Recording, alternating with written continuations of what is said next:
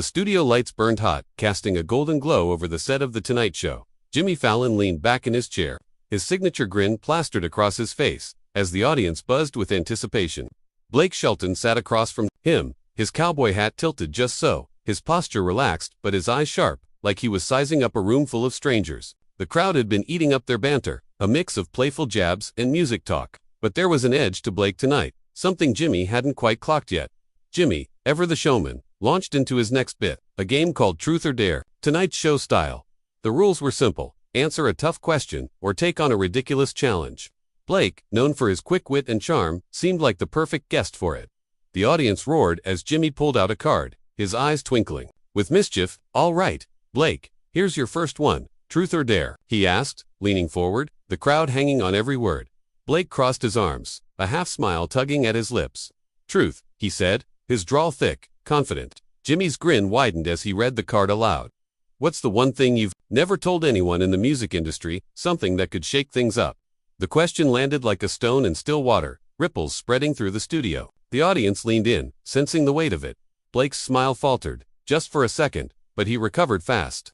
"You're digging deep tonight, Jimmy," he said, his voice low, almost a growl. He shifted in his seat, his boots scuffing the polished floor. "All right, I'll give you something. Back when I was starting out, I got offered a deal, a big one, but it came with a catch. They wanted me to ditch the country sound, go full pop, said it'd make me a superstar overnight." The crowd gasped, a murmur running through them.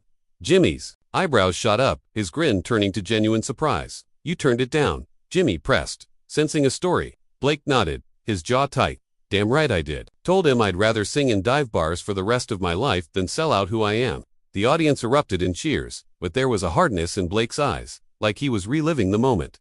Jimmy, ever the host, pushed further. "Oot, was it? Come on, Blake, give us a name." The crowd laughed, egging him on, but Blake's expression darkened. "That's where I draw the line, man," Blake said, his voice steady but clipped. "Some things don't need to be aired out on national TV." The audience quieted, sensing the shift. Jimmy, caught off guard, tried to keep the mood light. "Oh, come on, Blake, don't hold out on us," he teased, but his laugh sounded forced. Blake didn't budge. His stare locked on Jimmy, unblinking. The tension hung there, thick and heavy. As the cameras rolled, Jimmy shuffled his cards, trying to pivot. All right, let's move on." "Dare then." Blake leaned back, his arms still crossed, and shook his head. "I'm not playing this game if it's gonna be like that," he said, his tone flat. The audience murmured, unsure if this was part of the bit. Jimmy's smile flickered, but he pressed on, tossing out another question.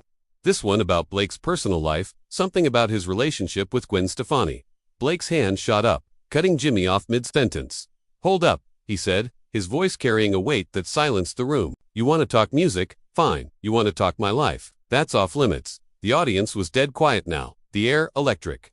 Jimmy, for the first time that night, looked rattled, his usual charm faltering. He opened his mouth to respond, but Blake was already standing, his chair scraping against the floor.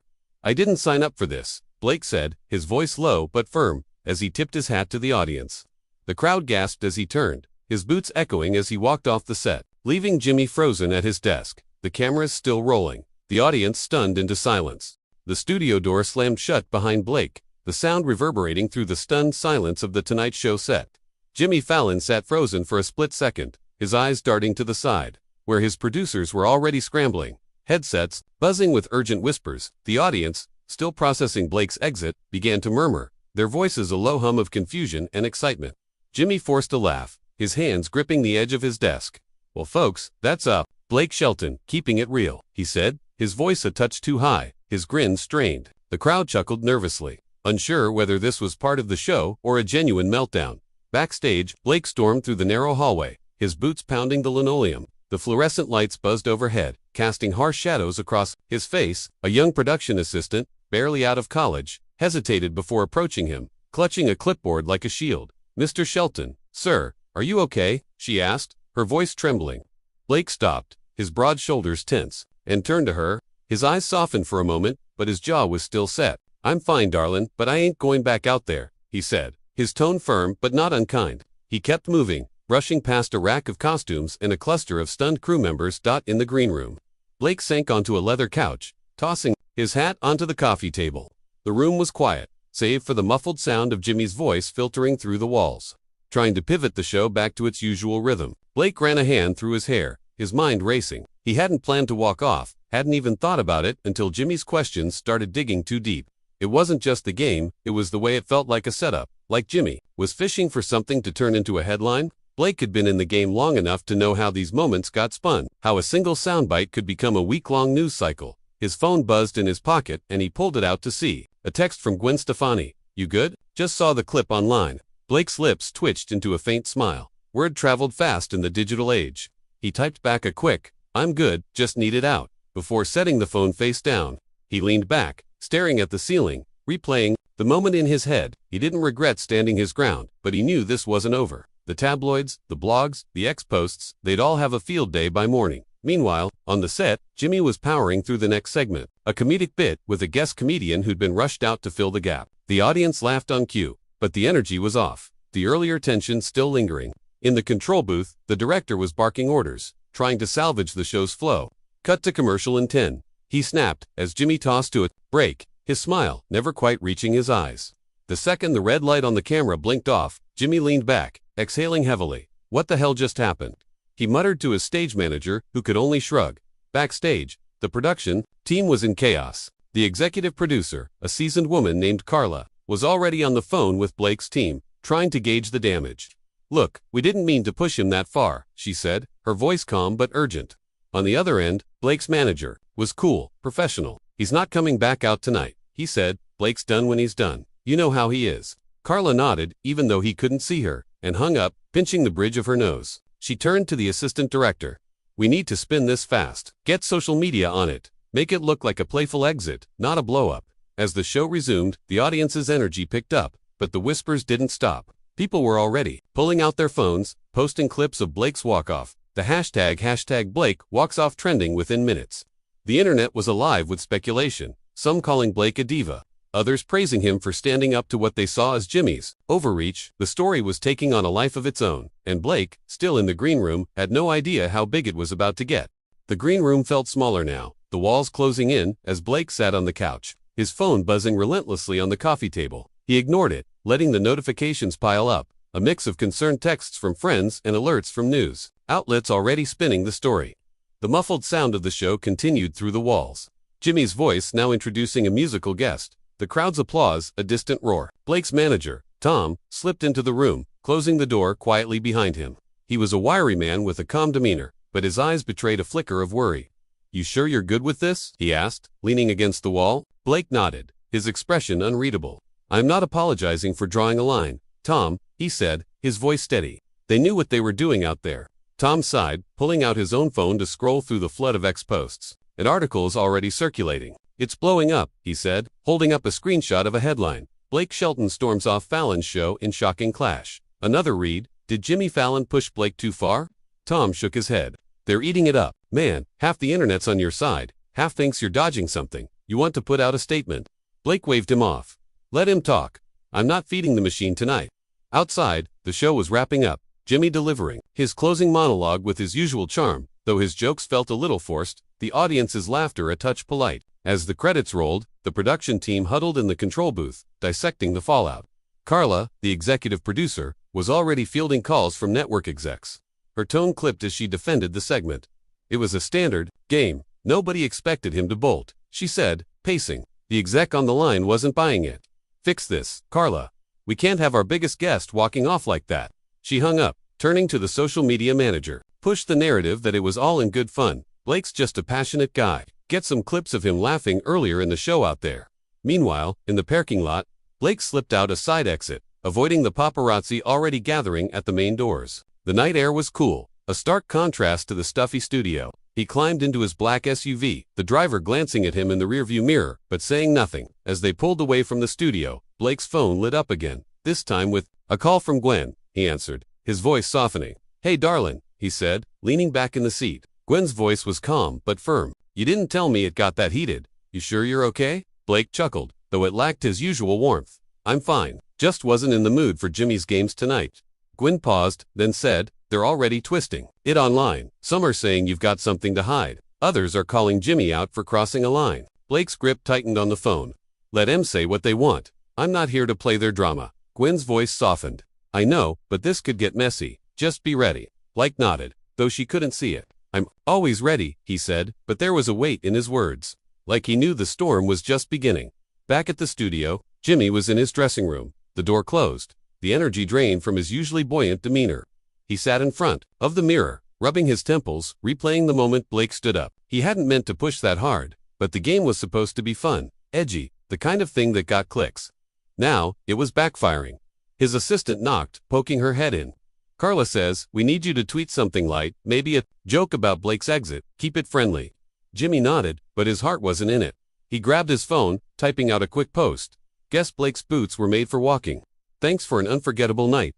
At Blake Shelton, he hit send, but the knot in his stomach didn't loosen. The internet churned. The story growing legs as fans and critics alike dissected every frame of the walk-off. Blake's SUV rolled through the city, the lights blurring past, as he stared out the window, wondering how this would play out tomorrow. The SUV glided through the city, its tires humming against the pavement as Blake stared out at the neon-lit streets. His phone, now on silent, vibrated relentlessly in his pocket, but he let it be, his mind still replaying the moment he'd walked off Jimmy's set. The weight of Gwen's warning lingered, her words about the mess this could become echoing in his head. He wasn't naive. He knew the entertainment world thrived on moments like this, turning a spark into a wildfire. But he hadn't expected it to feel so personal, like Jimmy had been fishing for a crack in his armor. Blake leaned his head back, closing his eyes, trying to shake the tension that clung to him like dust. By morning, the story had exploded. X was a battlefield of opinions, with fans rallying under hashtags like #TeamBlake and #FallonFlop. Clips of the walk-off racked up millions of views, dissected by influencers and talk show Some praised Blake for standing his ground, calling him a man of principle in an industry full of sellouts. Others speculated he was hiding something, the rejected pop deal from years ago, now a juicy mystery. Gossip sites ran wild, tossing out names of record labels and executives, each theory more outlandish than the last. Blake's team was in overdrive, fielding calls from reporters and trying to steer the narrative, but the story had a life of its own. At his hotel, Blake sat at the breakfast bar, a cup of black coffee steaming in front of him. Tom, his manager, was already there, scrolling through a tablet, his face grim. They're digging into that pop deal story you mentioned, Tom said, not looking up. Some blogs claiming it was a major label, saying you turned down a $10 million contract. Blake snorted, taking a sip of coffee. $10 million there, making it up as they go. It was a handshake deal, nothing on paper. Tom glanced at him, wary. You sure you don't want to clarify? People are filling in the blanks themselves. Blake shook his head. Let him. The truth's mine, not theirs. Across town, Jimmy Fallon was in a meeting with his team. The mood tense. The Tonight Show's ratings had spiked from the viral moment, but the network wasn't thrilled about the optics. Carla, the executive producer, stood at the head of the table, her arms crossed. We need to get ahead of this, she said, her voice sharp. The narrative's slipping. People are saying Jimmy ambushed Blake. Jimmy, slouched in his chair, looked exhausted. I wasn't ambushing him, he said, frustration creeping. In it was a game, same as always. Carla raised an eyebrow. Doesn't matter how it was meant, it's how it looks. We need you two to make nice. Publicly, Jimmy's team had already reached out to Blake's people, proposing a joint statement or a follow-up appearance to smooth things over. The response was polite but firm. Blake wasn't interested. Jimmy rubbed his face, feeling the weight of it. He'd built his career on being the nice guy, the host who made everyone feel at home. Now he was being painted as the villain in some corners of the internet. His phone buzzed with a text from a mutual friend in the industry. Talk to Blake. Man, he's not the type to hold a grudge. Jimmy sighed, knowing it wasn't that simple. Back at the hotel, Blake was on a video call with Gwen, her face filling the screen, her eyes searching his. You're trending everywhere, she said, her tone half amused, half concerned. They're saying you're either a hero or a hothead. Blake chuckled, the sound rough. Guess I'm used to that by now. Gwen's expression softened. Just don't let it get to you. You did what felt right. Blake nodded, but his thoughts were elsewhere. On the calls he'd dodged from old industry contacts. People sniffing around for dirt on that long-ago deal. As the day wore on, the pressure mounted. Blake's label was pushing for a statement to calm the speculation, while talk shows and podcasts were clamoring for his side of the story. Jimmy, meanwhile, was prepping for that night's show, his team scripting a careful monologue to address the incident without escalating it. Both men, in their own worlds, felt the story slipping out of their control, the public's hunger for drama driving it forward. The afternoon sun slanted through the hotel blinds, casting long shadows across the room where Blake sat, his coffee long gone cold. His phone, now off silent, was a constant hum of notifications, but he kept it face down, focusing instead on the muted TV in the corner. A news channel was replaying the walk-off clip, a pundit analyzing Blake's body language like it was a crime scene. He shook his head, muttering under his breath, and turned the volume off. Tom, still glued to his tablet, looked up, labels pushing harder for a statement. He said, his tone cautious. "They're worried this could hurt your next album. Drop." Blake leaned back, his arms crossed. "They're always worried. I didn't get this far by jumping every time the internet throws a tantrum." Across town, Jimmy Fallon's team was in full damage control mode. The Tonight Show's writers' room buzzed with nervous energy as they crafted a monologue for that night's taping. Jimmy sat at the head of the table, scribbling notes, his usual playfulness replaced by a quiet intensity. "We can't ignore it," he said, tapping his pen against the script. "But we're not throwing Blake under the bus either." Carla nodded, her phone already buzzing with updates from the network. "Keep it light, acknowledge the moment, make it about you to being friends. People need to see, this isn't a feud." Jimmy nodded, but the knot in his stomach hadn't eased. He'd reached out to Blake personally, a short text apologizing if he'd crossed a line, but there was no reply. Online, the narrative was spiraling. X-posts were split, some users painting Blake as a principled artist standing up to media overreach, others accusing him of being overly sensitive, dodging questions to hide some deeper secret. A few opportunistic influencers had dug into the old pop deal story, throwing out names of executives and labels, none of them accurate but all of them gaining traction. One viral thread claimed Blake had turned down a deal with a major pop star's team, sparking wild speculation about who it could have been. The hashtag Blake's Secret was trending, and every hour brought a new wave of theories. Blake's team was fielding interview requests nonstop, from morning shows to music podcasts, all wanting the exclusive Tom read one aloud. They're offering a sit-down, primetime, your terms. You could shut this down. Blake shook his head, his jaw tight.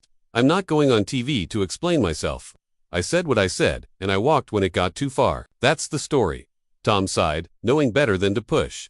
Instead, he forwarded a few supportive posts from fans, hoping to lift Blake's mood.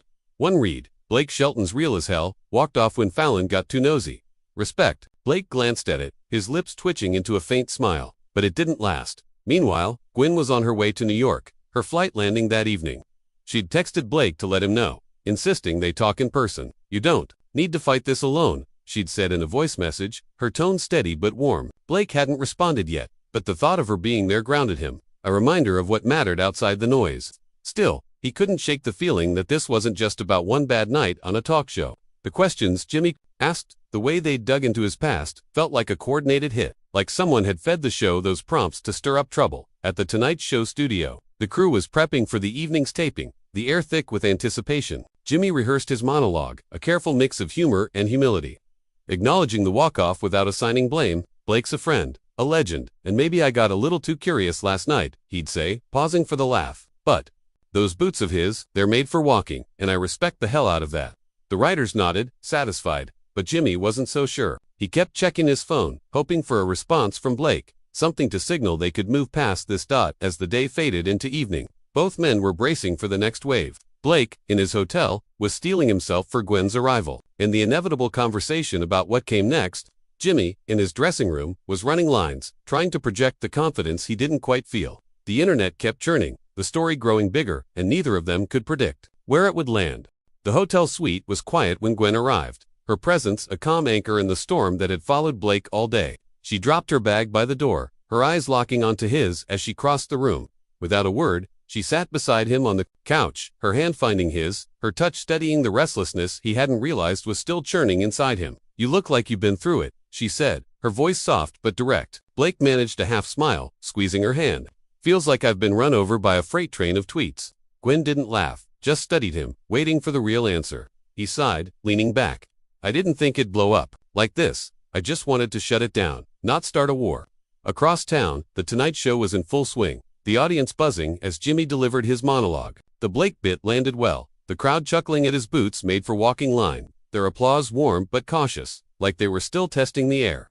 Backstage, Carla watched the monitors, her arms crossed, her expression unreadable. The ratings were up, the viral moment doing its job, but the network was still nervous, pushing for a resolution that didn't leave them looking like the bad guys. Jimmy, offstage now, checked his phone again. Still no reply from Blake. He tossed it onto his dressing room table, frustration creeping in. He'd meant to keep things fun, not spark a firestorm. In the hotel, Gwen was scrolling through X on her phone, reading posts aloud to Blake, her tone a mix of amusement and exasperation. They're saying, you're hiding a secret album now. Some pop record you recorded and buried. Blake snorted, shaking his head. If I had a pop album, it'd be the worst kept secret in Nashville. Gwen smirked, but her eyes were serious.